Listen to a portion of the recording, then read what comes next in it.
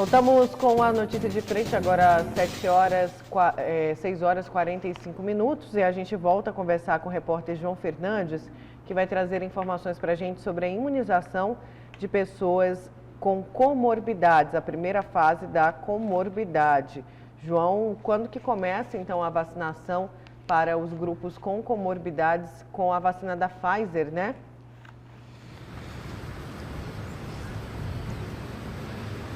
Uma ótima notícia, né, Nayara? Começa hoje, nesta sexta-feira, ou seja, pessoas com doenças pré-existentes ou comorbidades, como você falou, passam a receber, então, a partir de hoje, a vacina, a primeira dose da vacina da Pfizer. Lembrando que só as capitais no Brasil que receberam essas vacinas, Cuiabá recebeu pouco mais de 7 mil doses. Estamos aqui bem ao lado da Arena Pantanal, que é um dos pontos onde essa dose será aplicada a partir de hoje. Agora, nesta fase serão contemplados, olha só, serão contempladas pessoas com síndrome de Down a partir de 18 anos, gestantes e puérperas com comorbidades a partir também de 18 anos, pessoas com doenças pré-existentes de 55 anos a 59 anos, pessoas com deficiência permanente cadastradas no programa de benefício de prestação continuada, que é o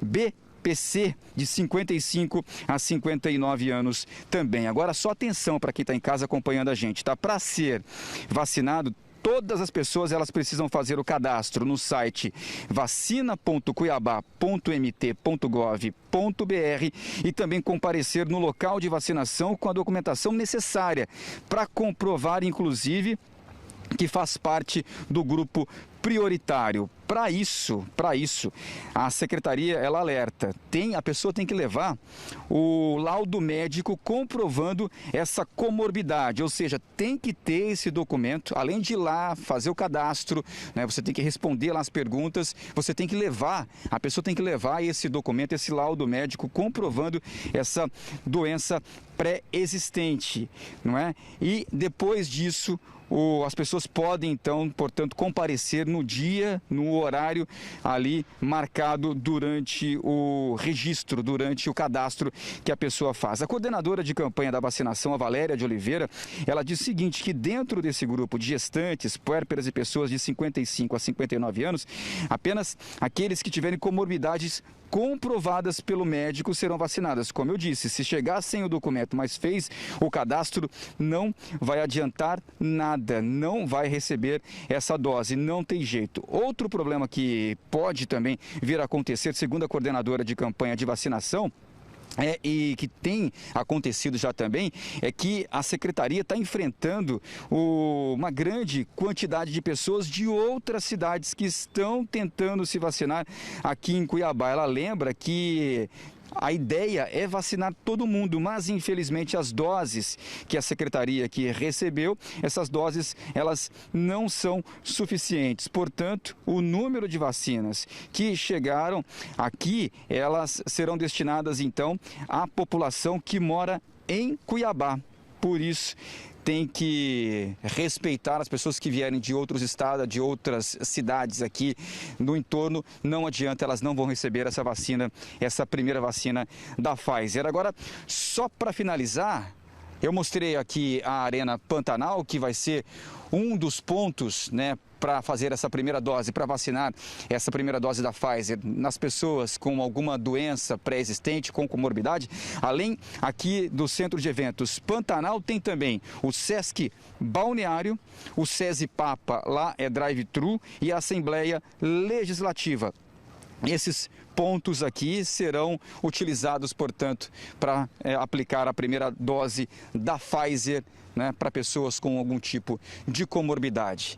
Aproveito então para poder falar dos números totais da Covid-19 aqui no nosso estado, que infelizmente Mato Grosso ultrapassou o número de 10 mil mortos, o que é muito triste, o que é muito lamentável. Nas últimas 24 horas, o estado registrou mais 53 óbitos. Com esse número, então, passamos essa marca de 10 mil mortos. Infelizmente, lembrando que a primeira morte por coronavírus aconteceu aqui no Mato Grosso, obviamente aconteceu em Lucas do Rio Verde, lá no dia 16 de abril do ano passado. E agora, infelizmente, a gente dá essa notícia, não é, que a gente passa de 10 mil mortes. Além dessas 53 pessoas que morreram nas últimas 24 horas, o Estado registrou também mais 1.602 pessoas que contraíram a doença, lamentavelmente. Agora na tela para você, essa arte que a gente prepara para você acompanhar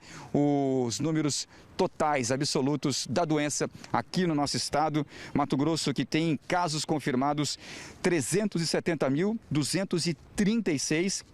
Até o momento, portanto, 10.042 pessoas não resistiram essa luta, essa batalha contra o coronavírus e perderam a vida. Pacientes recuperados, o que é uma boa notícia sempre, 349.973. Pacientes internados até agora, no momento, 1.538 em isolamento, 8.629 pessoas se tratam em casa, estão sendo acompanhadas por equipes médicas. Ocupação de UTI neste momento, 83,15% está caindo, o que é uma boa notícia também. Enfermaria, 41%. Esses os números totais da Covid-19 aqui no nosso estado. Repito mais uma vez que ultrapassou o número de 10 mil mortes. Para finalizar, Nayara, vamos falar do tempo aqui, que a gente entrou agora há pouquinho lá de Várzea Grande, 14 graus. Eu falei, será que em Cuiabá tá a mesma temperatura? Tá. 14 graus neste momento, uma poeirinha começa a cair. O Marco Antônio mostra pra gente agora, olha só como é que tá o tempo. Aqui 14 graus, lá em Chapada dos Guimarães, 8 graus, uma sexta-feira muito fria aqui na capital, no nosso estado também. Eu adoro, eu gosto, eu não sei vocês aí. Nayara, Lúcio, Haroldo. Bom demais, né? Eu não gosto muito do frio, não. Quando a gente está muito acostumado com calor é difícil, o frio dói mais. Eu gosto do frio. O Lúcio aí, todo elegante, né? O frio é bom para a pessoa ficar chique, assim, todo no couro. Ele e o João Fernandes. No couro. A gente que não tem couro, né, Haroldo? A gente vem do jeito que dá. Não, eu não gosto do frio. Eu prefiro o calor, né? Como que é? Até perdi aqui a participação de um telespectador que mandou aqui. Lúcio tá com frio hoje, né? Cadê? Onde que ele estacionou o trenó? Valeu, o Daniel aqui mandou. Não tô achando mais, Daniel. Dá um oizinho aqui pra mim. O trenó foi a brincadeira de ontem. De ontem, é isso que o Daniel está rememorando. Né? Não tô achando mais, mas o Daniel mandou aqui, ó. Onde que o Lúcio estacionou o trenó, tá vendo? Tá vendo? E obrigada aí, João. Aí, ó, mandou aqui, para não dizer que eu tô mentindo, tá, gente? Aqui, ó. Bom dia, Nayara. O Lúcio está com frio? Pergunta para ele onde ele estacionou o trenó. Daniel. Ok, Daniel. Um abraço aí. Valeu. Gente, olha, vamos com uma informação, vamos falar de notícia nacional agora, porque em Brasília o ministro da Saúde, Marcelo Queiroga, foi ouvido na CPI da pandemia. Ele evitou críticas ao antecessor Eduardo Pazuello e também às posições do presidente Jair Bolsonaro. Confira. Logo nos primeiros questionamentos, Marcelo Queiroga deu o tom. Vossa Excelência compartilha da opinião do presidente da República sobre o tratamento precoce, especialmente sobre o uso da cloroquina para pacientes de Covid-19? Senador, essa é uma questão técnica que tem que ser enfrentada pela Conitec. Eu aqui já me referi acerca dos protocolos clínicos. O ministro Queiroga, eu acho que o senhor não entendeu essa posição aqui. O senhor é testemunha. O senhor tem que dizer sim ou não. Agora, dizer que o senhor vai dizer que não pode falar porque não sei o quê, senão nós vamos encerrar essa sessão agora, nem vamos continuar. Então, tecnicamente, o senhor não compartilha. Senador, existem duas correntes. A resposta é do depoente, senador. Existem duas correntes. Estou aguardando a resposta. Só um minutinho. Estou aguardando a resposta. Queiroga negou que o Ministério da Saúde adote a estratégia de perseguir a imunidade de rebanho e disse que a aposta do governo é a vacinação. Vacinação da população é a conduta do Ministério da Saúde para superação dessa crise sanitária. O ministro da Saúde evitou respostas sobre o uso da cloroquina. Senador, eu não autorizei distribuição de cloroquina na minha gestão. Mas está havendo? Senador, eu não tenho conhecimento que esteja havendo distribuição de cloroquina na nossa gestão. O ministro da Saúde foi cobrado pelos senadores para que apresentasse uma previsão de quando a população estaria vacinada. A meta, segundo Queiroga, ainda é imunizar todos os brasileiros até o fim do ano. O ministro disse que é preciso vacinar cerca de 80 milhões de pessoas para considerar a pandemia controlada e deu uma previsão de quando esse número pode ser alcançado. Essa é a população que a gente deve buscar atingir o mais rápido possível. Agora sim, mesmo que nós consigamos atingir essa população o mais rápido possível, ou quando conseguirmos, que eu espero que agora no começo do segundo semestre. Os senadores souberam que o ministro da Secretaria-Geral da Presidência, Onyx Lorenzoni, visitou o ex-ministro da Saúde, Eduardo Pazuello, hoje à tarde no hotel de trânsito de oficiais em Brasília. Pazuello desmarcou o depoimento que daria essa semana à CPI da pandemia por suspeita de infecção pelo coronavírus. Os senadores ficaram irritados quando souberam da visita. O depoimento do diretor-presidente da Anvisa, previsto para hoje, foi remarcado para a próxima terça-feira.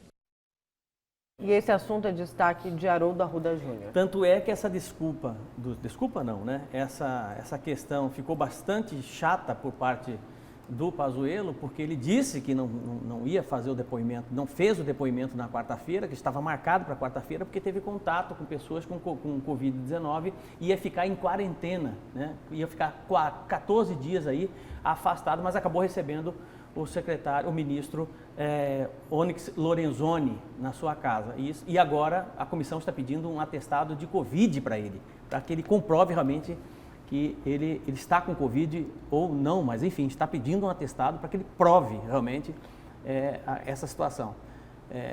Mas enfim, vamos falar sobre o Marcelo Queiroga. Marcelo Queiroga, o seu depoimento foi bastante leve, suave o tempo todo, né? Ele não entrou, não fez enfrentamento com ninguém, não poderia ser diferente também, né? Até porque é o atual ministro da Saúde, é o quarto ministro do governo Jair Bolsonaro, né, da presidência do Jair Bolsonaro, e falou absolutamente de tudo, falou de vacina, Sputnik V, falou de tratamento precoce, foi inquirido por 11 vezes por Renan Calheiros sobre a questão da cloroquina, que é o pivô central desta CPI. Já ficou bastante claro para mim essa questão da receita, né, da indicação da cloroquina, da hidroxicloroquina por parte do Jair Bolsonaro, e essa CPI está explorando isso da melhor forma possível, para tentar entender quem é que receitou, quem é que não receitou, se funciona ou se não funciona. E vão cair num dilema, numa dicotomia muito grande, porque realmente, como eu disse ontem, existem dois grupos de médicos, né? Entre os médicos mesmo, essa questão da prescrição da cloroquina, da hidroxicloroquina, ainda é muito debatido no mundo todo. E não se sabe exatamente qual o resultado disso. Você tem algumas análises clínicas que dão bons resultados, uns receitam, outros não receitam, né? Enfim, essa é uma luta que eu acho que, por enquanto, não vai chegar a lugar algum, até que realmente os pesquisadores possam comprovar a eficácia ou não, de forma clara, né? Grupos de pesquisadores, cientistas possam provar a eficiência ou não desse medicamento, né? Mas com relação à vacinação, ele foi bastante incisivo e disse que o momento é de vacinação, que o país precisa se unir nesse sentido, que nós teremos mais vacinas, né? E que o Brasil vai conseguir, num curto espaço de tempo, vacinar toda a população brasileira dentro desse plano nacional de imunização. Com relação ao Sputnik V, ele reforçou o posicionamento da Anvisa, defendeu a Anvisa, até mesmo pelo histórico da Anvisa, a decisão com relação à não importação da Sputnik V para o Brasil. Então ele, de certa forma, não trouxe absolutamente nada de novo, pelo contrário, foi um discurso até mesmo conciliador, tentando não deixar, sobretudo, em maus lençóis o presidente Jair Bolsonaro, né?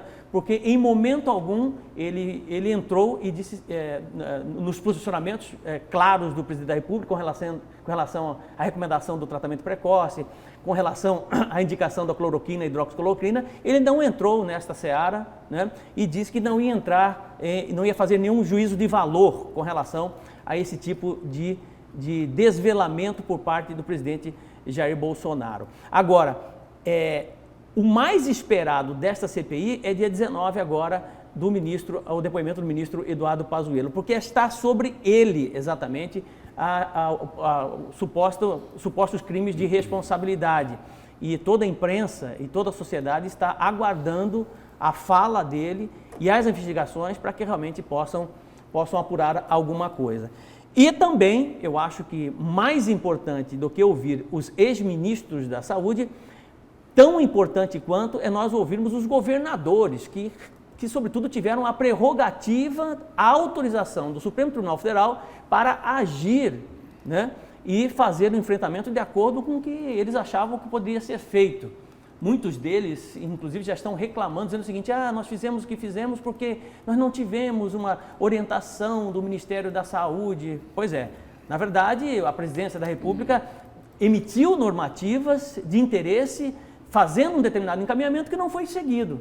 Não foi atendido por parte dos governadores. Pelo contrário, imagine você um Dória da vida, quando é que o Dória vai atender um pedido, né, uma orientação do Ministério da Saúde por conta de um interesse do governo federal, presidente Jair Bolsonaro? Nunca.